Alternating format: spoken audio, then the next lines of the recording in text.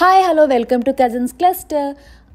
నా పెట్ స్టోరీ 3 చెప్తున్నాను అండి. సో నాకు వీళ్ళు ఎక్వేరియం వాళ్ళు అంటే నా పెట్ వాళ్ళు సజెస్ట్ చేసిన పెట్ వచ్చేసి బీటా ఫిష్. ఈ బీటా ఫిష్ అనేది ఫైటర్ ఫిషెస్ బ్రీడ్కి సంబంధించింది.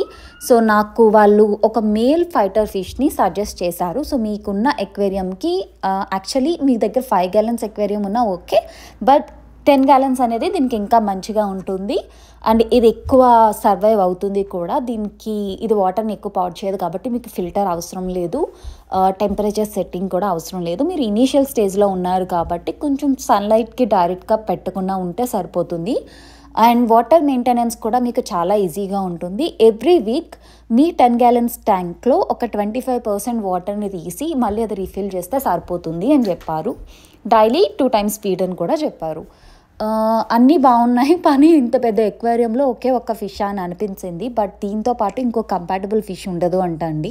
ఎందుకంటే ఒకవేళ ఫిష్ వేసినా ఒక మేల్ ఫిష్ వేస్తే ఇది కిల్ చేసి చంపేస్తుంది. ఫీమేల్ ఫిష్ అయినా కూడా ఇది అగ్రెసివ్గా ఉంటుంది అంట. అలా అగ్రెసివ్గా ఉన్నప్పుడు మనం మానిటర్ చేసి సెపరేట్ చేయాలి. అది ఎప్పుడు అగ్రెసివ్గా ఉంటుంది అనేది మనకు తెలియదు కదా.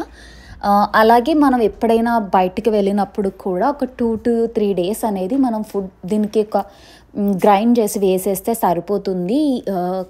డైలీ ఇంతే వేయాలని కూడా లేదు, మీకు ఈజీ మెయింటెనెన్స్ అవుతుంది అని సజెస్ట్ చేశారు. సో మాకు మంచిగా అనిపించింది. జనరల్లీ మేము బయటకు వెళ్ళినప్పుడు మాకు క్యారింగ్ది కూడా ఒక బ్యాగ్ ఉంటుందండి. ఫిష్కి కోసం మేము తీసుకున్నాం, గోల్డ్ ఫిష్ కోసం. సో మేము మ్యాక్సిమం తీసుకువెళ్ళిపోతాం, మరీ ఎక్కువ జర్నీ ఉంటుంది అంటేనే తీసుకువెళ్ళాము. మా ఫిష్కి మేము నేమ్ ఫెబ్రీ అని పెట్టాము. ఒక కార్టూన్లో విలన్ నేమ్ ఫెబ్రీ. సో ఇది దాని ఎన్విరాన్మెంట్లో ఇంకొక ఫిష్ని ఎలవ్ చేయదు కాబట్టి దీనికి ఫెబ్రీ అని క్యూట్గా నేమ్ పెట్టాము. సో ఇది ఎలా సర్వైవ్ అవుతుంది, దీన్ని ఎలా కాపాడుకోవాలని చాలా చాలా టెన్షన్గా ఉంది.